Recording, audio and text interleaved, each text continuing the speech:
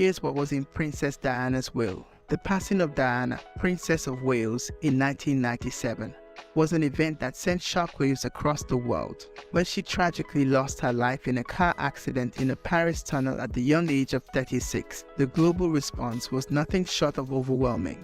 The immense outpouring of grief and sympathy was unparalleled, and her funeral was watched by a staggering 2.5 billion people worldwide. Tony Blair aptly named her the People's Princess, capturing the essence of her widespread popularity and connection with the public. Diana's sudden and untimely death, especially considering her youth, beauty, and immense wealth, was something that few had ever contemplated. However, being a member of the Windsor family came with the responsibility of preparing for the inevitable. What happens after one's demise? Consequently, Diana, while still married to Prince Charles, had the foresight to create a will, and her tragic passing serves as a poignant reminder that no one is exempt from the need to plan for the future through a will. Diana's will was intended to simplify the distribution of her assets, ensuring that her wishes were respected.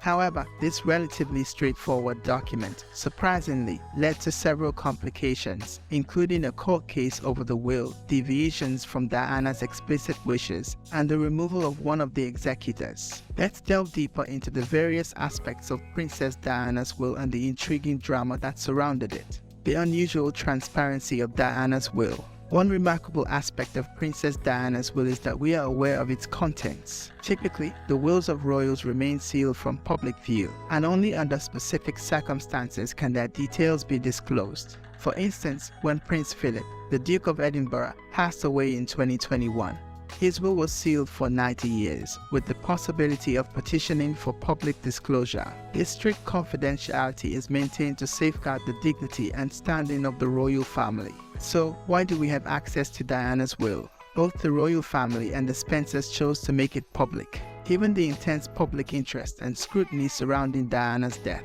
they decided to allow the public to view the document, rather than attempting to suppress curiosity. This decision was a departure from the norm and provided insights into Diana's final wishes. Diana's executors, a surprising turn of events. Diana's will designated two individuals to carry out her final wishes as executors: her mother, Frances Ruth Shan Kidd, and her sister, Lady Elizabeth Sarah Lavinia McCorquodale.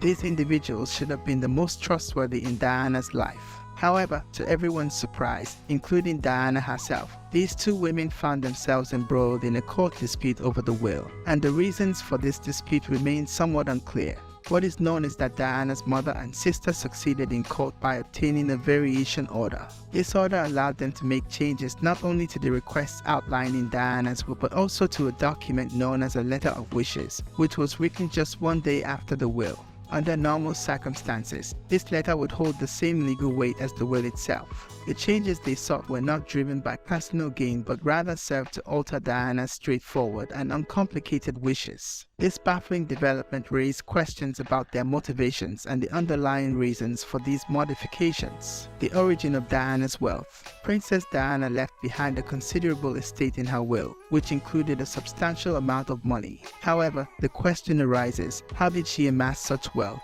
Prior to her marriage to Prince Charles, Diana worked as a kindergarten teacher and part-time nanny. Her employer at the time, Mary Roberts, revealed that her nanny job paid the equivalent of $5 an hour. While Diana's pre-marriage employment was notable as the first woman to hold a paying job before marrying into the royal family, it did not make her wealthy, especially considering that she worked for only a few years before marrying Prince Charles at the young age of 20. Yet, at the time of her tragic death, Diana's estate was valued at £21 million. This substantial wealth, including priceless jewelry and designer clothing, did not come from her early career or family inheritance. Instead, it was primarily a result of her divorce settlement with Prince Charles. In 1996, when Diana and Charles finally ended their tumultuous marriage, news sources reported an unofficial divorce settlement. According to the New York Times, the settlement included a staggering $22.5 million in cash, as well as about $600,000 a year to maintain her private office. Notably, this significant lump sum was intended to replace any alimony payments. Additionally, as part of the divorce agreement, Diana had to relinquish her HRH title, a move that Charles reportedly insisted upon.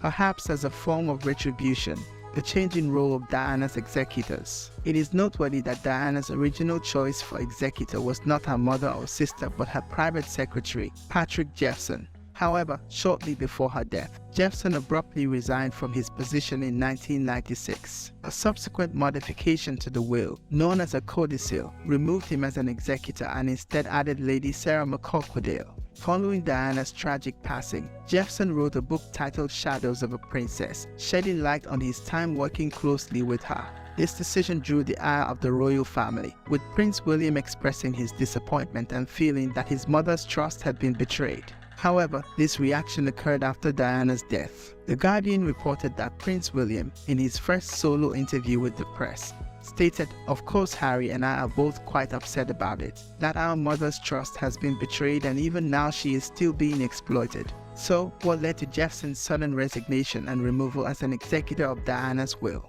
In 2021, Jeffson resurfaced to discuss his relationship with Diana, a timing that coincided with journalist Martin Bashir's exposure for unethical practices, including lies, forged documents, and manipulation of Diana to secure his infamous interview with her for Panorama. In an article for the Daily Mail, Jeffson asserted that Bashir had told Diana falsehoods about him, leading to a breach of trust. Upon discovering Diana's agreement to the interview, Jeffson chose to leave her service. The impact on Princes William and Harry. At the time of Princess Diana's death, Prince William was a mere 15 years old. His profound grief was visible to the world as he participated in the public mourning and funeral ceremonies, walking behind his mother's coffin. Traditionally, the oldest son and heir in the royal family would inherit most, if not all, of the family's wealth. After all, future kings should be financially secure. However, prior to the publication of Princess Diana's will, rumors swirled suggesting that Prince Harry, William's younger brother, might receive the majority, if not the entirety, of their mother's estate. The rationale behind this speculation was that Harry would,